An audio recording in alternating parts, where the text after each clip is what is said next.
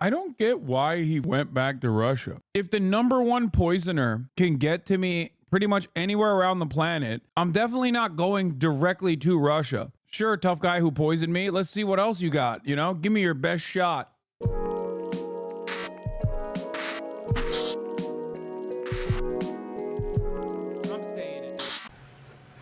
Good afternoon. I'm heading off to East Palestine in a moment, but I wanted to say a few things this morning about. Let's talk about Russia. Alexei Navalny.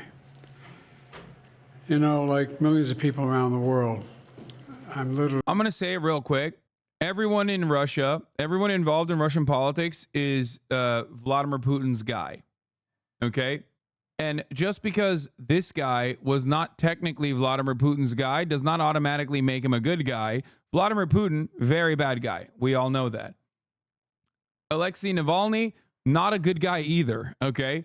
Just anti-Vladimir Putin, which is why, of course, many people immediately jumped on the train of like being like, oh, Navalny, he's so, he's based. He hates Putin. He's like, and then you find out about his like personal opinions on xenophobia and racism, and you're like, oh, never mind. Never mind. But but regardless, there was a dude who made a documentary on him. I was supposed to have him on the stream to get a better insight into Navalny's. How the fuck do you know Putin's bad? How the fuck do I know Vladimir Putin is bad? Well, one, I'm from a country that has our own Vladimir Putin. His name is Recep Tayyip Erdogan. And across the board, not good, okay? Not good at all. So that's number one. Number two, I don't know, think about all of the things that Vladimir Putin has done in his rise to power, okay? Whether it be invading neighboring countries like Ukraine or aligning himself with or engaging in brutal actions in his foreign policy in general. He's done some cool shit like ride horses shirtless. That much is true. Or bring forward phenomenal American talent like Steven Seagal to make them ambassadors. Okay, but overall, yeah, Chechnya. I mean, there's a lot. There's a lot of assassinations. So much good stuff overall, but some actually good stuff like Steven Seagal. So who's to say if he's really a bad guy at all? Let's continue. Let's hear what he had to say about Navalny, though. Both not surprised and outraged by the news. Reported death of Alexei Navalny. He bravely stood up. Yeah, I love when people go, what do you think about Vladimir Putin? What do you think about Vladimir Putin being, how do you know he's a bad guy? We're literally watching like his I guess main opposition that is like outside of the sphere of Putin's influence, partially because he was most likely backed by American interests in general.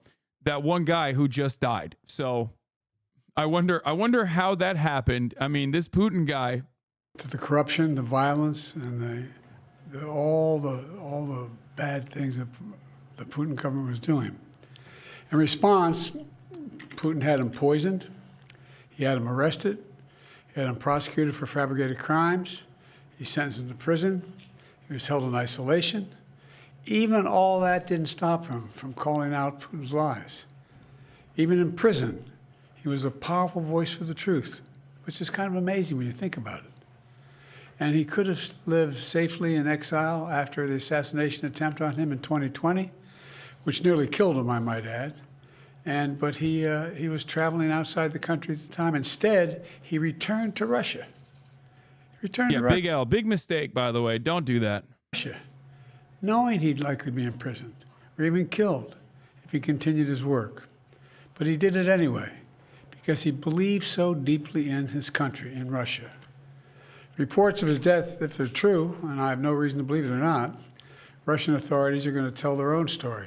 But make no mistake, Putin is responsible for Navalny's death.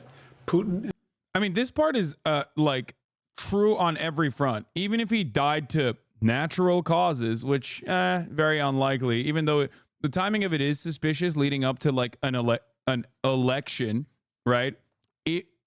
Technically, he is at the responsibility of the state.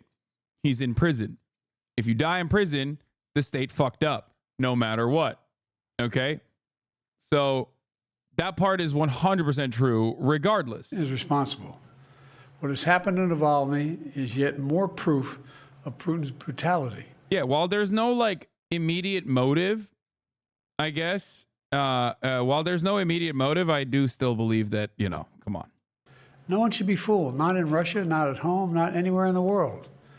Putin does not only target his citizens of other countries, as we've seen what's going on in Ukraine. There's no motive in the sense that he's already in prison and he already had been like very publicly poisoned by Putin. You know what I mean? That's what I mean.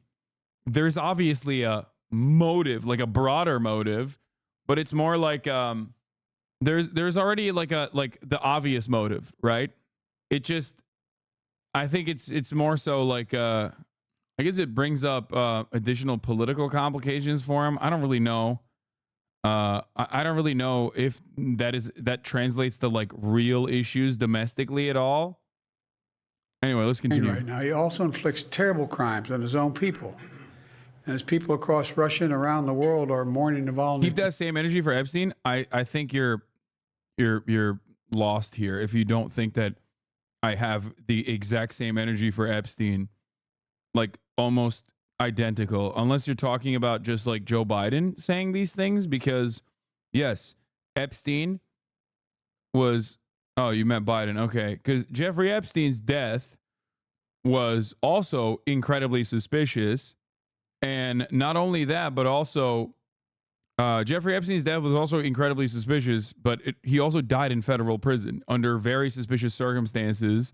So yes, I still maintain the position that he did not kill himself, but instead absolutely was assassinated by the federal government.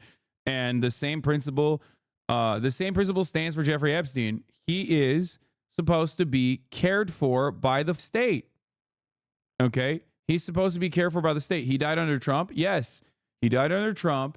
And Bill Barr is the primary responsible party in this circumstance as the head of the DOJ. And not only that, but also it is worthy of an investigation if there was an actual bipartisan support on things of that nature, in my opinion, considering that he was also most likely an asset for the State Department. Today, because he was so many things that Putin was not. He was brave, he was principled, he was dedicated to building a Russia where the rule of law existed and where it applied to everybody. Navalny believed in that Russia. What is this fish? He knew it was a cause worth fighting for, and obviously even dying for. This tragedy reminds us of the stakes of this moment. We have to provide the funding so Ukraine can keep defending itself against Putin's vicious onslaughts and war crimes. You know, there was a bipartisan Senate vote that passed overwhelmingly in the United States Senate to fund Ukraine. Now, as I've said before, and I mean this in a literal sense, history is watching. History is watching the House of Representatives. The failure to support Ukraine at this critical moment will never be forgotten. It's going to go down in the pages of history. It really is. It's consequential. And the clock is ticking. And this has to happen. We have to help now. You know, we have to realize what we're dealing with Putin. All of us should reject the dangerous statements made by the previous president that invited Russia to invade our NATO allies if they weren't paying up. He said if an ally did not pay their dues, he'd encourage Russia to, quote, do whatever the hell they want. My controversial opinion on this, which, oh my God, I probably should not have a controversial opinion on this, is that it wasn't, I mean, I'll wait for obviously an investigation, even though, like, come on, it's not going to be a real one. We'll probably never know. Almost impossible to get real information on things such as this, regardless. Wait, hold on 1 second. I gotta bring in, I'm gonna bring in my guest in a second. Actually, you know what? Let me do that real quick because we have a Ukraine expert that I will have.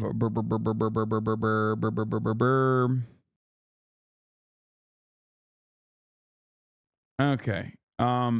Let's hear the rest of Brandon. Let's have Brandon play us out. He and Russia face. That was 3 years ago. In the meantime, they faced a hell of a lot of consequences. They've lost and/or had wounded over 350,000 Russian soldiers. They've made them in a position where they've been subjected to great sanctions across the board, and we're contemplating what else could be done. But what we were talking about at the time, there were no actions being taken against Russia. And look, all that's transpired since then. Can you say whether you're looking at increasing sanctions on Russia right now? We're looking at a whole number of options. That's all I'll say right now. Is there anything you can do to get ammunition to the Ukrainians without a supplemental from Congress? No, but it's about time they step up, don't you think? Instead of going on a 2-week vacation. 2 weeks. They're walking away. 2 weeks. What are they thinking? My God, this is bizarre. And it's just reinforcing all the concern and almost, I won't say panic, but real concern about the United States being a reliable ally. This is outrageous. Are you more confident now that you'll get the Ukraine aid, given what's happened today? Well, I hope to God it helps. But I mean, the idea we need anything more to get the Ukraine aid. I mean, this is, in light of a former president's statement that saying Russia, if they haven't paid their dues to us, go get them. Come on. What are these guys doing? What are they doing? Sir, how concerned are you about the anti-satellite capability that Russia is developing, and what is your administration planning to do in response? First of all, there is no nuclear threat to the people of America or anywhere else in the world with what Russia is doing at the moment, number one. Number two, anything that they're doing or they will do relates to satellites and space and damaging those satellites potentially. Number three, there is no evidence that they... I love this guy having to describe nuclear satellites in space. It's like my favorite thing is just watching an 800-year-old man have to describe this thing now. They have made a decision to go forward with doing anything in space either. So what we found out, there was a capacity to launch a system into space that could theoretically do something that was damaging. Hadn't happened yet, and my hope is it will not. Thank you all. Thank you, Mr. President. I'll take one more. Thank you, Mr. President. Switching gears for a moment, have the Israelis presented a credible evacuation plan for the nearly 1.5 million displaced Palestinians sheltering in Rafah? And what would the consequences be for Israel if they move ahead with a full-scale ground invasion without clear measures to protect civilians there? Well, first of all, I've had extensive conversations with the Prime Minister of Israel over the last several days, almost an hour each. And I've made the case, and I feel very strongly about it, that there has to be a temporary ceasefire to get the prisoners out, to get the hostages out. And that is underway. I'm still hopeful that that can be done. And in the meantime, I don't anticipate, I'm hoping that the Israelis will not make any massive land invasion. Yeah. Wait, what? I'm sorry, what? Bro, does he know? Does he know? Does he know what's going on? Bro thinks it's October 6th, I think. His brain is stuck on October 6th. It was in reference to Rafah. I think at this point, he's like, I really hope the Israelis don't do a land invasion into Sinai, you know? It's just, who knows, Jack? Not going to happen. There has to be a ceasefire temporarily to get those hostages. And by the way, we're in a situation where there are American hostages. You mean Southern Palestine? First of all, dog, even if he says like into Rafah, the fuck's he talking about? It's already like they're bombing the shit out of Rafah, and not only that, but they also directly invaded the last large southern Gaza hospital. American citizens are being held hostage. It's not just not just Israelis, it's American hostages as well. And, you know, my hope and expectation is that we'll get this hostage deal. We'll bring the Americans home, and the deal is being negotiated now, and we're going to see where it takes us. Anyway, speaking of Israel, here's another cool thing that the New York Times did. I want to watch the full video, but I want to start off with this one thing that I saw that I, of course, retweeted. It's completely insane. Breaking. Oh shit! I didn't even realize this. Breaking. Israel carried out covert attacks on 2 major gas pipelines inside of Iran this week. 2 Western officials and a military strategist affiliated with Iran's Revolutionary Guard Corps says 2 covert major gas pipelines inside Iran this week were disrupting the flow of heat and cooking gas to provinces with millions of people, according to 2 Western officials and a military strategist affiliated with Iran's Revolutionary Guard Corps. The strikes represent a notable shift in the shadow war that Israel and Iran have been waging by air, land, and sea and cyber attack for years. Endgame World War III. That's cool, man. That's cool. What is this? This part wasn't in the video you watched.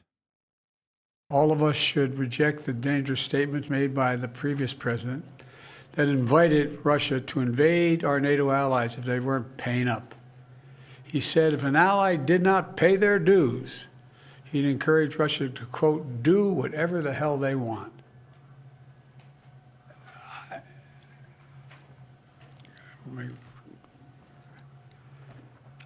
I guess I should clear my mind here a little bit and not say what I'm really thinking. But Do you think Navalny was killed or was it natural death? No, I mean, probably killed.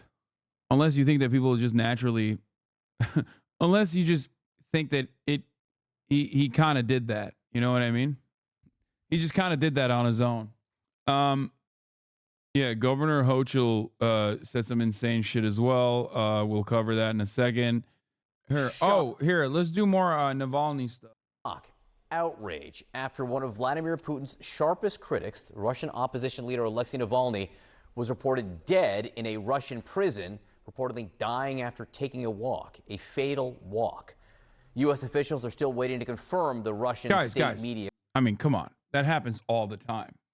He was probably vaccinated. He probably got that Moderna, you know what I'm saying? Which is really funny to say about Vladimir Putin, by the way, because he is a massive COVID nut. Remember when Putin literally would not even Putin was very afraid of COVID for himself personally. The CIA did it 100%. That's insane. Come on, dude. Why would the CIA kill their own asset when they can just keep him alive? Claim. Navalny's wife had this to say just a short time ago in front of dozens of heads of state. If it is the truth, I would like Putin and all his staff, everybody around him, his government, his friends, I want them know that they will be punished for what they have done with our country, with my family, and with my husband.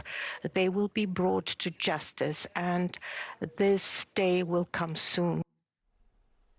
What strength to stand there in Munich.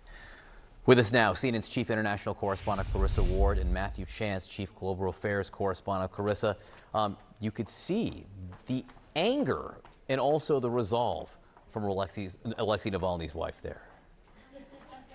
It was a very emotional moment, and she actually started out, John, by saying, you know, I thought for a moment, do I go home to my family right now, or do I stand here and address you? And then I asked myself, what would Alexei do? What would Alexei want me to do? And I have no doubt that he would want me to stand here to address you and to issue that withering rebuke to Russian President Vladimir Putin. Of course, at this stage, we don't know exactly what killed Alexei Navalny.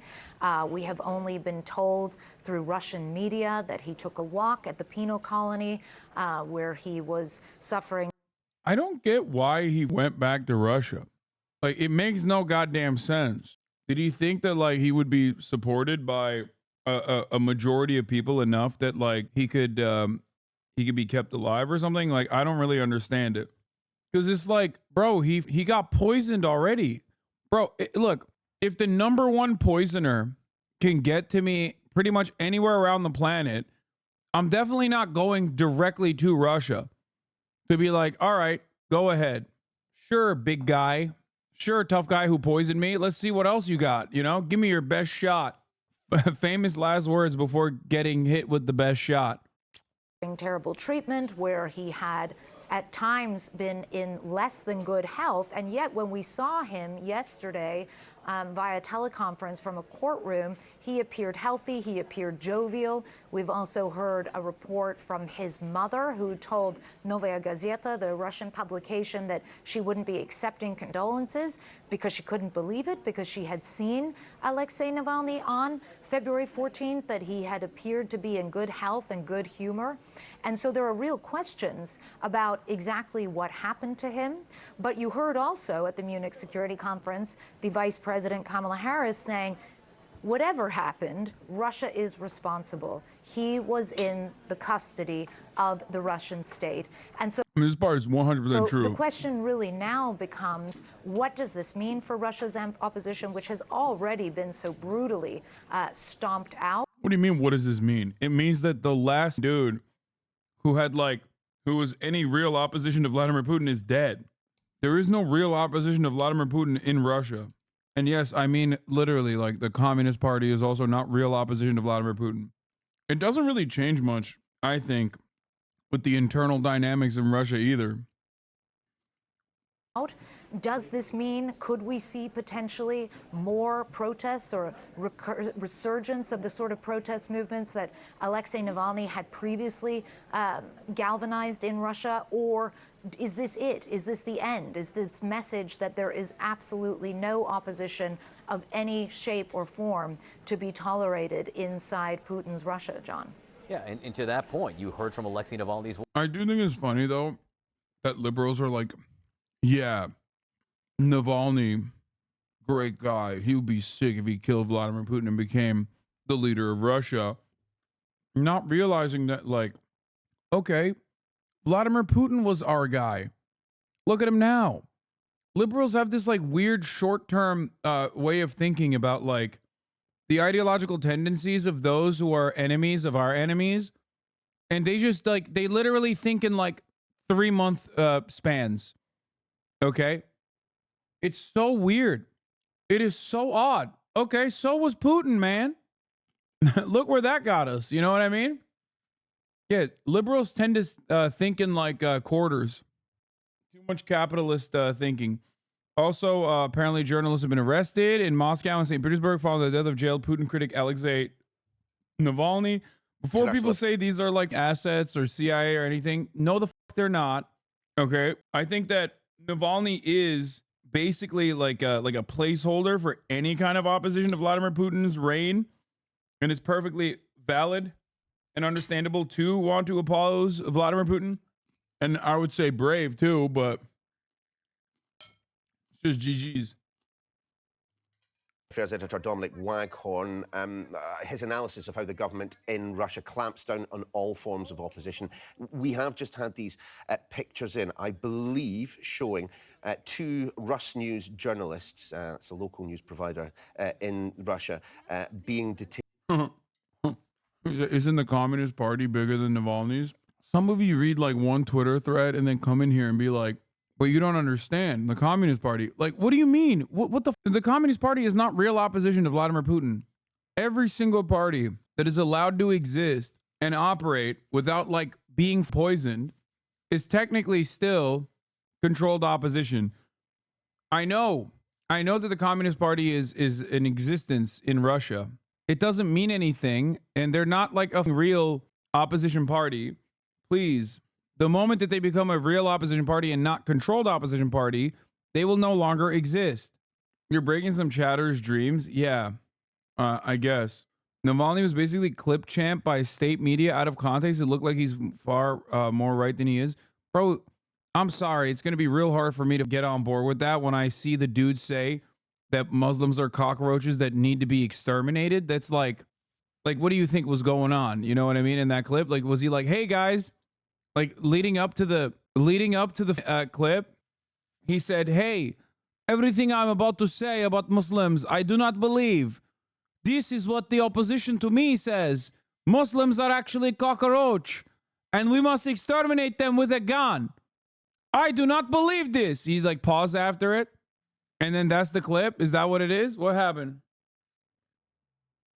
Detained by authorities. Of course, people had been told by the authorities in Russia not. Yeah, this is what is actually a good take. In the end, even if Navalny had nationalistic views originally and would probably be a bad president himself, he ultimately led meaningful resistance against Putin. The fact that he made so many people vote on a fake candidate to put on ballot by Putin frightens Putin. That part is the only correct part. It's that he was made to be the figurehead of like real opposition to Vladimir Putin. That's the actual take. He was seen as like the only standalone figurehead. Navalny is the 99% Hitler to Putin, pretty much. And I think that it's the optics of that as well. And that's probably why he may or may not have been murdered. You know, sometimes you just fall out of a window, chat. Not to come out in numbers, not to protest following the death of Mr. Navalny. The video in the aftermath of the death of the Russian opposition leader Alexei Navalny. Earlier we heard from our international affairs editor. What did Navalny actually disagree with Putin about? Not being Vladimir Putin. I would go so far as to say that the worst thing you can be against Vladimir Putin is like be in line with his ideas and not be him, because there might be a lot of people that don't even care about like Vladimir Putin's tendencies, but they don't like that he's been in power for so long, and then understandably notice his corruptions. Like, notice how corrupt he is. So from their perspective, it's like, okay, well, I like this guy's ideas. I also think Muslims are cockroaches that need to be exterminated, but at least this guy's not Vladimir Putin who's saying it. That's great. That is a terrifying prospect for a despot, a dictator. I guess the major difference between Russia with Vladimir Putin and Erdogan, who is like my own version of Vladimir Putin, is that Erdogan still holds elections, like real elections. Now, I like to say this so that people understand. Turkish elections are not fair. They are so unfair. They're completely unfair, but they are, at the end of the day, free. Does that make sense? They're still utterly, unimaginably unfair, but they're still free. So there is still, like, unfortunately, a 51% coalition for Erdogan in this country. Okay? In Russia, no such thing exists. Dominic Waghorn, it does his not analysis exist. of how the government in Russia clamps down on all forms of opposition. We have just had these pictures in, I believe, showing two Rus News journalists, it's a local news provider in Russia, being detained by authorities. Of course, people had been told by the authorities in Russia not to come out in numbers, not to protest following the death of Mr. Navalny. These pictures, we believe, show two journalists, Yulia Petrova being detained in Moscow. There are also pictures, we believe, I'm not sure that these are those, but there are other pictures showing the moments before the detention of another Rus News journalist, Elena Kozichin, in St. Petersburg. So clearly there is something of a protest taking place across Russia, something of a clampdown as well.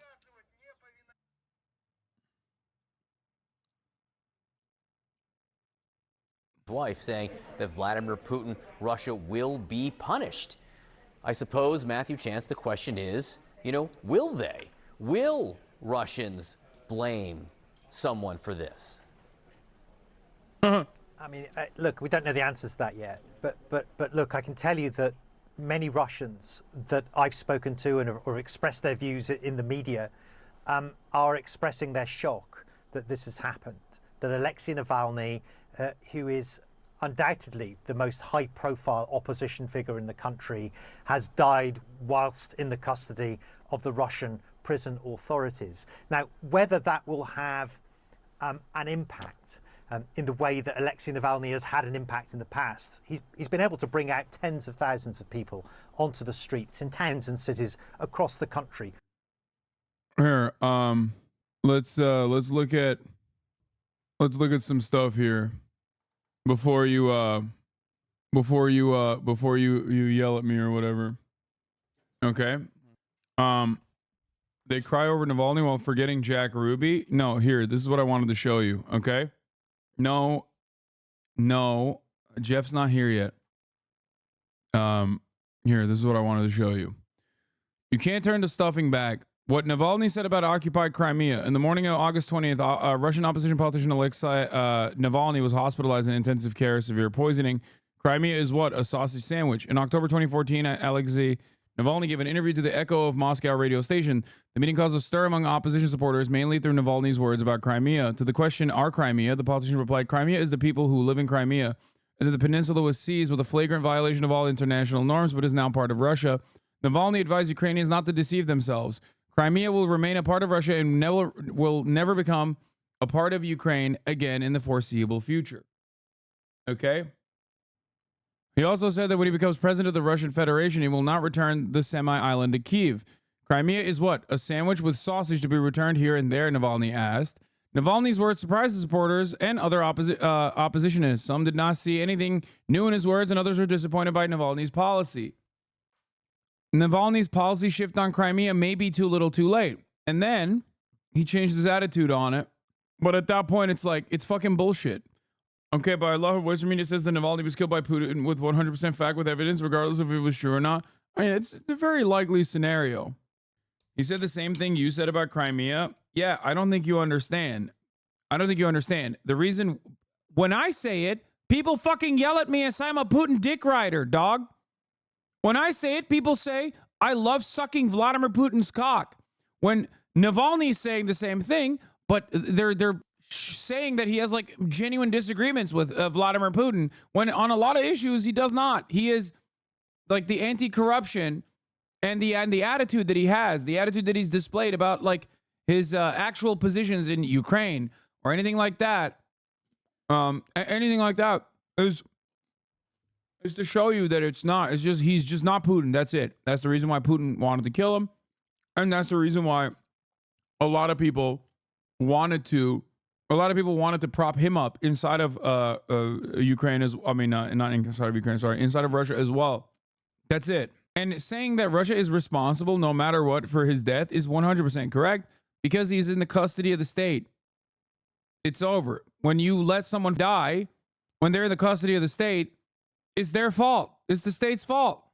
When he's called for them in the even past, if they don't directly kill him, which I believe now. they probably did. And there's been this chill descend over the Russian opposition, and this is yet another very potent message to opponents of the Kremlin about the terrible consequences that can befall you if you stand up to Vladimir Putin and his regime. Because remember, no matter how shocking this death of Alexei Navalny is, it's not altogether surprising. I mean, Alexei Navalny was himself poisoned and narrowly escaped death, a couple of years ago. He chose to come back to place himself at the center of Russian politics, having, narrowly escaped death himself. And then, of course, there's a long list of opponents of Putin, opponents of the Kremlin and its critics who have met, tragic ends. I mean, just last year, although perhaps I wouldn't describe it as a tragedy, Yevgeny Prigozhin, who was a supporter of Putin, turned somebody who staged a military uprising against Putin's authority. Well, he was killed in a plane crash under suspicious circumstances. Before that, the list goes on, but in 2015, I went to the funeral and covered the assassination of Boris Nemtsov, who was the sort of Alexei Navalny of his time, if you like. He was the most vocal critic, the most prominent opposition figure against the Kremlin. He was gunned down outside the walls of the Kremlin, and the list goes on. And so again, this is shocking, but it does fit into a pattern of critics of the Kremlin who meet sticky ends. You cross Vladimir Putin, a lot of people end up dead. A lot of people have fallen out of windows, literally, or pushed. Who knows? Defenestration is an interesting word in Russia. Clarissa Ward, can you speak to the years of courage? Bro, I'm sorry. That just kind of happens, dude. You're crazy. Courage that Alexei Navalny showed. It's something that you saw firsthand. Well, the decision, John, to go back to Russia, when I interviewed him shortly after he was recuperating from being poisoned. I do personally love the way liberals talk about foreign adversaries versus our allies, though. Like, get this guy. I want to hear him speak on no uncertain terms like this about Israel's ethnic cleansing in Gaza. I want that shit so bad. You bulking, fam? 2.5-hour intervals between meals? This is my first meal of the day, you jackass. What do you mean? What do you mean I'm bulking? What are you timing? If you're going to time me, at least listen. If you're going to literally autistically time what kind of food I'm eating and how I'm consuming, at least be right. Don't be wrong. Don't do it. Okay? Dumb bitch. I can't believe it. Are you trying to bulk 2.5 hours in between the last time you ate is fucking so stupid. This is my first meal today. Poisoned with Novichok. And I said, why would you go back? You know the risks. You know that they tried to kill you. But he was very sanguine about the risks. He was very determined to see and fulfill his mission, which he believed was to serve the Russian people. He understood implicitly that he could not do that in exile. He knew the risks, and yet he decided to go ahead and do what he felt was necessary and important to do. And I think that any criticism that one could possibly level at Alexei Navalny, certainly cowardice is not one of them. This is a man who is one of the most, or was one of the most extraordinary. You usually eat during the top news stories? No, everything I cover is important for someone. I eat at 4 p.m. every day, or sometimes 3 p.m. if I'm hungrier. That's it. So the reason why you think it's the most important news story is because you think this is the most important news story of the day. That's it. I already covered this news story, ironically, earlier in the day for hours, as a matter of fact. Damn, they're calling you a real eater in chat. Shit's crazy. Exactly.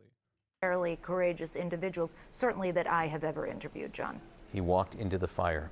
Clarissa Ward, Matthew Chance, thank you both so much for being with us. I know we're going to talk to you again very soon. In 2021, US President Joe Biden warned Russian President Vladimir Putin that Moscow would face devastating consequences if Alexei Navalny were to die in prison. Here are Mr. Biden's remarks to the media about that conversation. What did you say would happen if opposition leader Alexei Navalny dies? I made it clear to him that I believe the consequences of that would be devastating for Russia. Well, let's get to Arlette Saenz at the White House. What has been the response at this point? Well, Becky, White House officials, administration officials have been stressing they are still working on actual confirmation of these reports that Alexei Navalny died while in prison in Russia. But they have expressed their belief that this is a terrible tragedy. We've also heard directly from Vice President Kamala Harris and Secretary of State Antony Blinken, who both said, even as they're waiting confirmation for these reports, that they believe Russia is responsible. We also know Blinken met privately with the wife of Alexei Navalny, Yulia, to express his condolences if these reports actually do pan out to be true. But it does come, as you heard from President Biden there, that he has warned Russian President Vladimir Putin directly that the consequences of Navalny dying in prison would be devastating for Russia. Now, this was before Russia invaded. What's he going to do, bro? Actually, what's he going to do? It's like what? Are we going to nuke Russia? What are we going to do to Russia? Are we going to put more sanctions? Yeah, what are we going to do? Bomb Nord Stream? I think the real genuine issue here is that it is no longer American restraint. It's literally just like American incompetence. Problem is we already nutted with the sanctions. We busted a nut and it didn't fucking, it literally did not stop Vladimir Putin. So what do we do now? What do we do now? But worst of it all isn't the way that we are dealing with our foreign adversaries. The real problem is how we deal with our fucking foreign allies, okay? The real showcase of weakness is not how we fail to deal with Russia. The real showcase of American power waning is how we deal with Israel, okay? We can't even fucking get Israel to dial it back on the ethnic cleansing campaign a little bit. And we could, we just don't want to do it. And therefore, we're just looking like assholes. Ukraine before the crippling sanctions that had been issued against the country in the wake of that invasion. So there's a big question about what the consequences would look like now. That is something National Security Advisor Jake Sullivan hinted at a bit earlier today in his own remarks about this, saying that they will be working with countries once they've confirmed that this is true to figure out what those next steps will be. But this is something Biden has really been pressing Putin on since the beginning of his administration. In his very first phone call with Putin, Biden raised the need for Putin to immediately release Navalny. That is something that administration officials consistently have been pushing for in recent years. Now, right now, just a short while ago, Vice President Kamala Harris delivered remarks in Munich where she talked about how this is a further sign of Putin's brutality in Russia. But Harris's meetings and conversations that are ongoing in Munich are now really taking on a heightened significance. Harris had been traveling there in one part to talk about the U.S. role in the world, but also U.S. commitment to NATO allies out of Trump. Bro, I really don't understand why this dude went back. I'm trying to wrap my head around why he would go back to like the capital of like murdering Putin's political opposition as Putin's major political opposition. Like, what the did he think was going to happen? I genuinely don't get it. Trump, or at a time when back here at home, former President Donald Trump recently suggested that he would encourage. Like, did he think as long as I don't stand near a window, I'm good? Like, what the He's like, listen, guys, you don't understand, okay? The big problem is windows. If I stand very far away from the nearest window, I win. No more tea, no more windows. We're fucking good.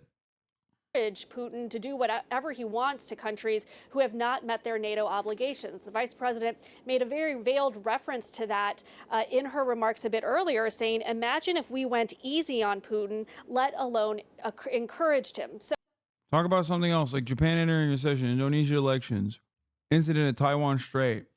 Take a day off. So this reported death of Navalny certainly will raise the stakes of her conversations she is having there overseas.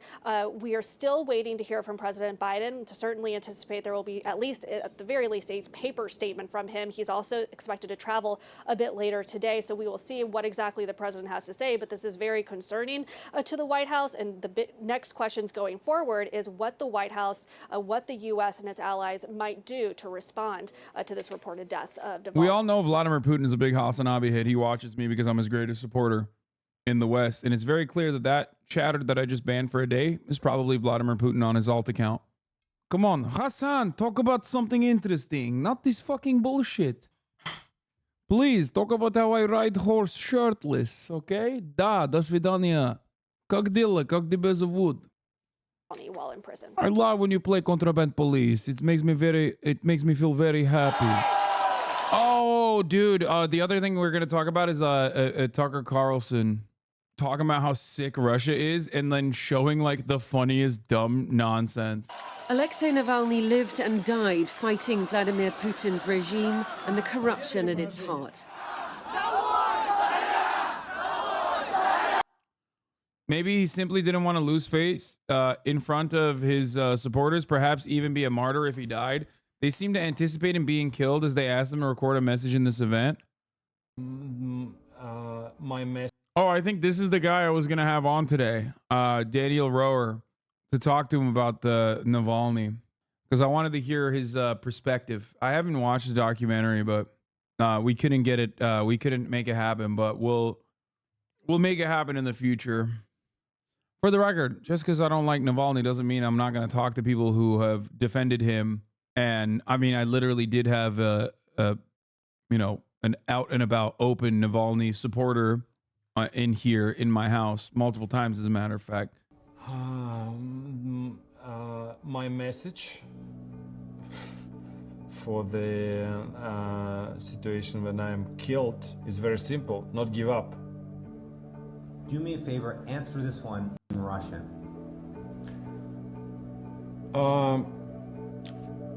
И здесь у меня просто очевидная вещь. Ну, не сдавайтесь. Не надо, нельзя сдаваться. Если это произошло, это означает, что мы... Why are we not mentioning anything about how Navalny stole billions from the Russian state-owned logging industry prior to him becoming political? I mean, because everyone's fucking corrupt. Who gives a shit? I don't even know what the background is, but like... необыкновенно сильны в этот момент, раз они решили меня убить. Ну и нужно использовать эту силу. Не сдаваться. Помнить о том, что мы огромная сила, которая находится под гнетом вот этих вот чуваков плохих, лишь потому что... The thing is, like, here's what I keep trying to describe. Like, he's not exactly a good guy either, but it doesn't fucking matter. Because he is, like, he's a placeholder. He is a placeholder for being anti-Putin. Okay? That's it. He is a placeholder for people that are like, this shit sucks, we need change. Ну, мы не можем осознать, насколько действительно мы сильны. Все, что нужно. No, not even for just foreign adversaries, for Russians too. Both open and also not as public. No, he is bro, if he was just a placeholder for the West and a nuisance overall, I don't think he would have gotten killed. If he did not have any real momentum inside of the Russian public, if he did not have a real momentum inside of the actual Russian public, he'd be a non-entity. Think about it this way. Juan Guaido. There were many opportunities for Maduro, who's very, who's not a great leader regardless. Many opportunities he could have killed him. You know what I mean? But he didn't. The reason why they killed him is because he is, it's not what he represents.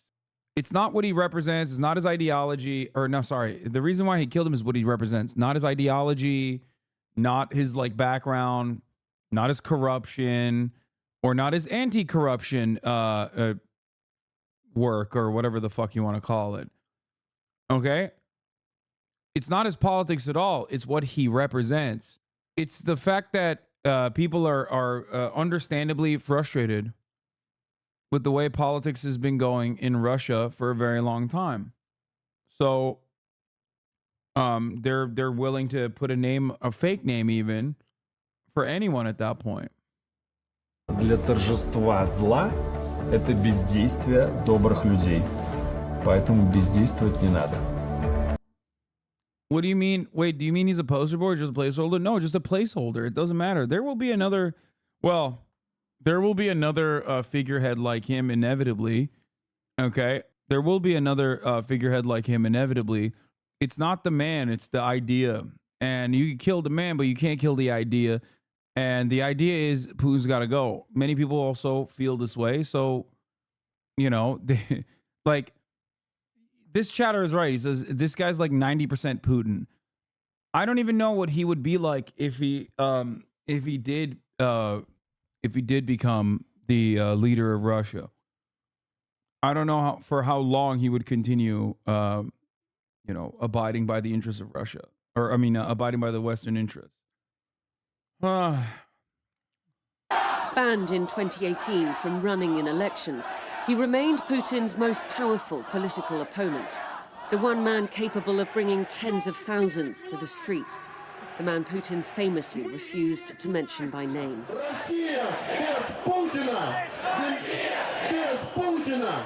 Navalny is an idea that Russia could be rich, successful, and a well-developing country, a country where we would want to live.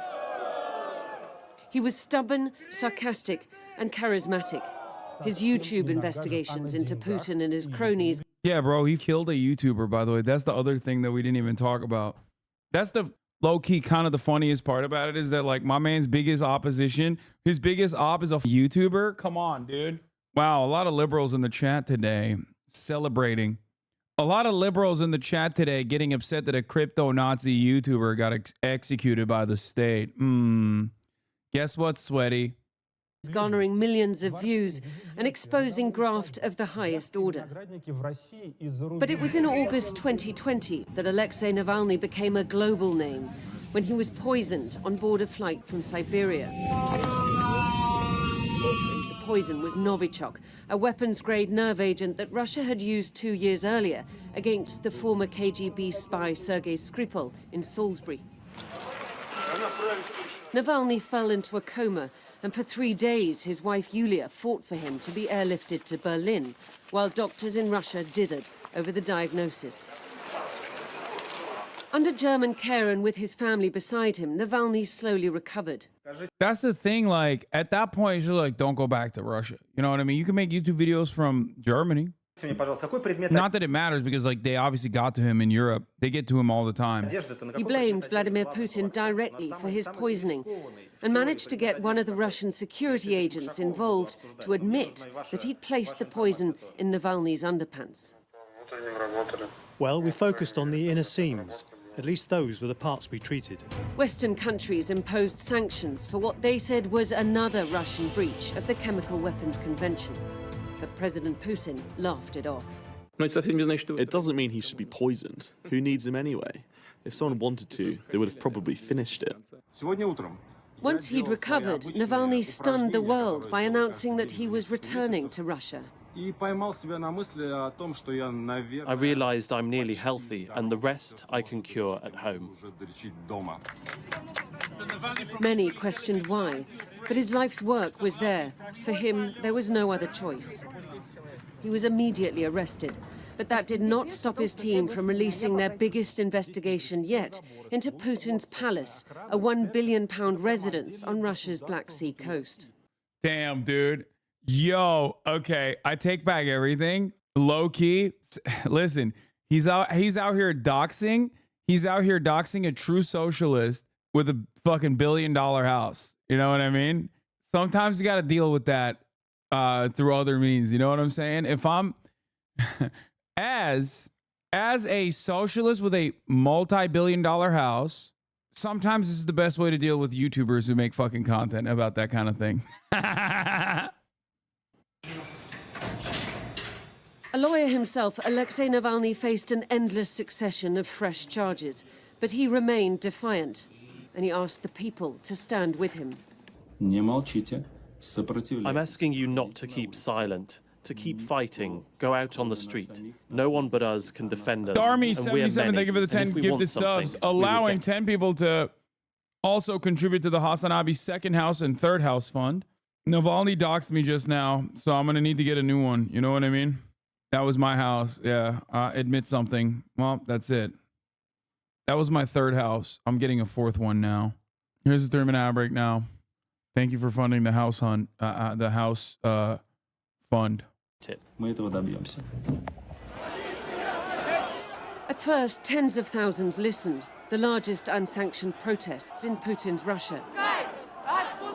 But the crackdown was brutal, and once Putin invaded Ukraine, protest of any kind was effectively crushed. Navalny's anti-corruption foundation was forced into exile, and his pleas from prison to resist the Kremlin's war went unheard. In a remote prison colony north of the Arctic Circle, Navalny's health deteriorated. His message of resistance never really landed with most Russians, cowed by 2 decades of Putin's rule. But he did what he could for his people. His death, another colossal stain on the conscience of the Russian state. For someone like me who didn't know of him much, he definitely looks good on optics, so I understand why liberals will ride for him. Yeah, no, it makes a lot of sense, dude. He's like, I mean, Vladimir Putin is a very bad dude. He's a bad dude, okay?